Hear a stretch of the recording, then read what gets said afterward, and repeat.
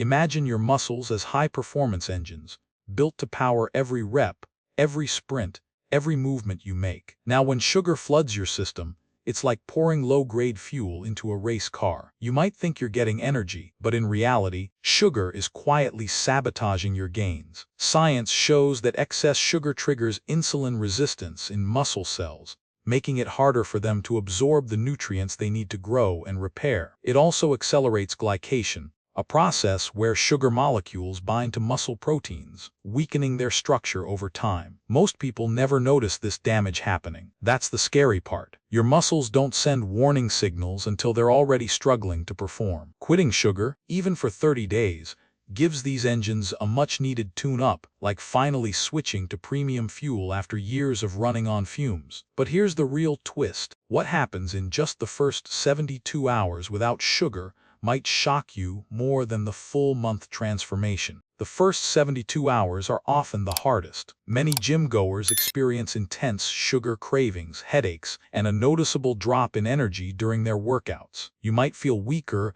lifting the same weights you handled easily before. That's completely normal. Your body is going through what scientists call metabolic chaos. For years, your muscles have relied on quick glucose from sugar to fuel every rep. Now, suddenly deprived of that instant energy source, they're forced to adapt. Here's what's actually happening beneath the surface. In the first 24 hours, your body begins burning through its stored muscle glycogen, the sugar reserves your muscles keep for quick energy. This depletion is why that first gym session feels so draining. You're not losing strength, your fuel tank is just running low. Between hours 24 and 48, something fascinating begins. Your body starts shifting its metabolic machinery from burning glucose to burning fat for fuel. It's like switching from gasoline to diesel. The engine sputters at first, but once the transition completes, it runs smoother and longer. By hours 48 to 72, your liver begins producing ketone bodies, an alternative fuel source that your muscles can use efficiently. Research on metabolic flexibility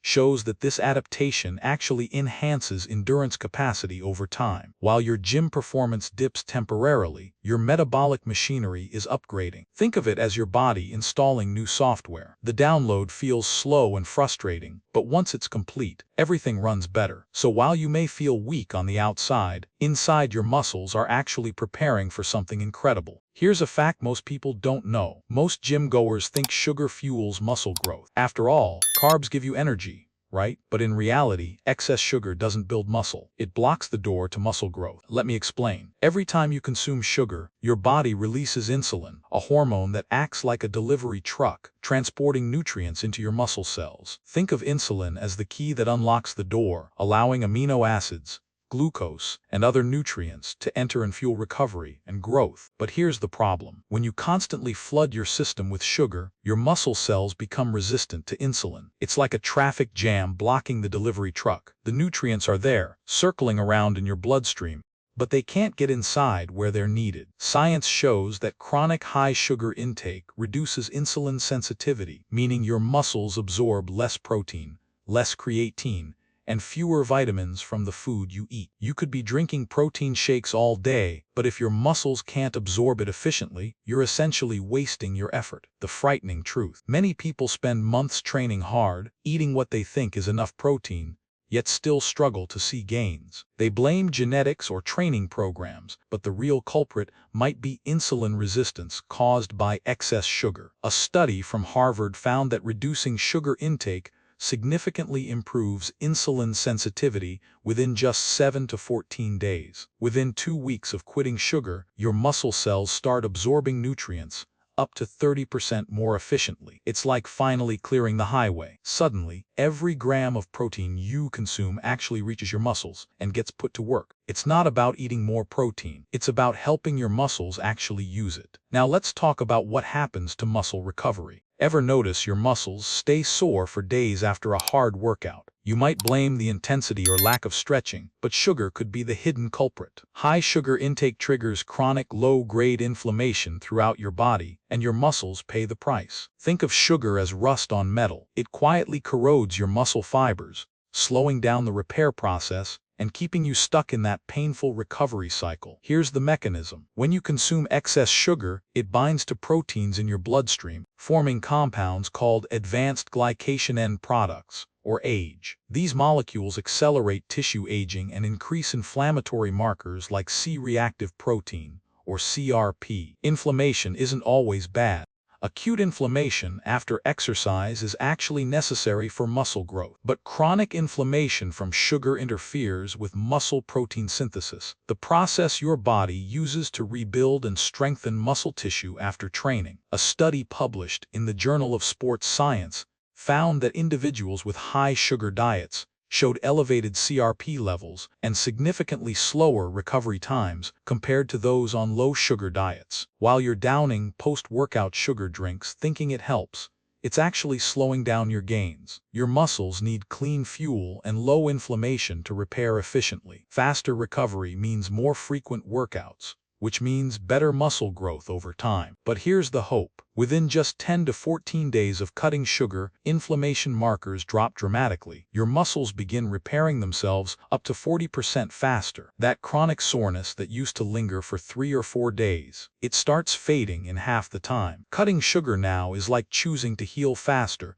instead of staying stuck in the gym cycle of endless soreness. But here's something even more fascinating: what sugar does to your muscle composition itself. Most people blame lack of protein for soft, undefined muscles. They train hard, eat enough calories, but still can't achieve that lean, dense look. But sugar is the sneaky culprit, quietly filling your muscle cells with fat. This phenomenon is called intramuscular fat infiltration. Think of it like marbled steak. High-quality lean meat is solid and compact, while lower-quality cuts have visible fat streaked through the muscle tissue. The same thing happens to your muscles when you consume too much sugar. Excess sugar gets stored not just as body fat around your waist, but also inside your muscle fibers themselves. Imagine a sponge. A dry, compact sponge is firm and dense, but when you soak it with water, it becomes soft, bloated, and less structurally sound. Sugar keeps your muscles waterlogged with fat, reducing their quality and performance. MRI studies have shown that individuals on high sugar diets accumulate significantly more intramuscular fat compared to those on low sugar diets. You might be gaining weight at the gym, but it's not all muscle. Some of it is fat hiding inside your muscle tissue, making you look softer instead of leaner. The frightening truth: you could be lifting heavy, eating protein,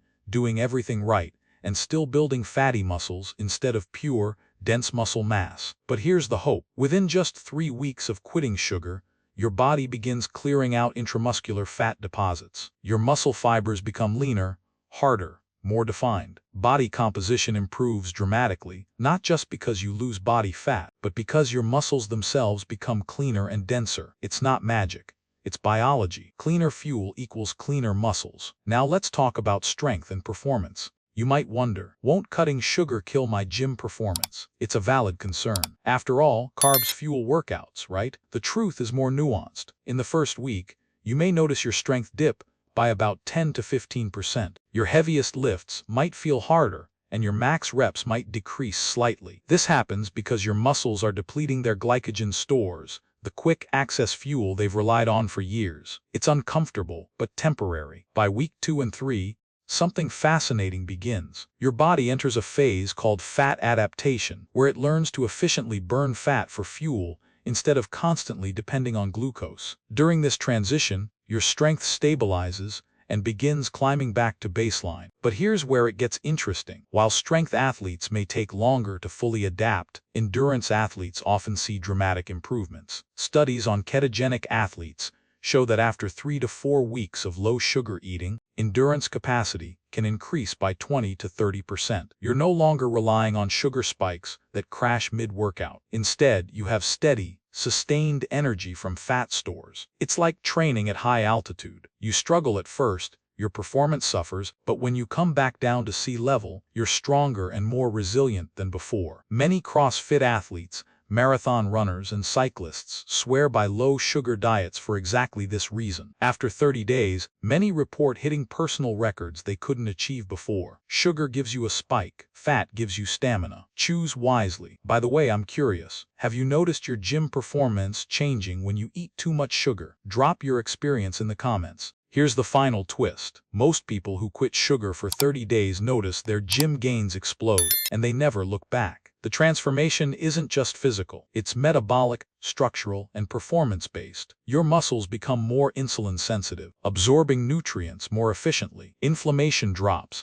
allowing faster recovery and more frequent training. Intramuscular fat clears out, leaving you with denser, leaner muscle tissue, and your endurance skyrockets as your body masters fat adaptation. Science supports this decision. Long-term studies show that athletes who maintain low-sugar diets have better muscle longevity, fewer injuries, and sustained strength well into their 40s and 50s. The truth is, your muscles don't just benefit in a month. They benefit for life. When sugar is minimized. 30 days is not the finish line but the starting point. Once you see the difference in strength, definition, and recovery, the question becomes, why go back? If you're enjoying this, you'll definitely want to check out my other video, What Happens If You Cut Out Sugar Completely for 30 Days. It goes even deeper into the full body transformation. If this video helped you, don't forget to like, subscribe, and share it with your gym buddy who might need this motivation. Moderation protects, elimination transforms. So after 30 days, science is clear. Your muscles will thank you today, tomorrow, and for every rep you crush in the future. After all,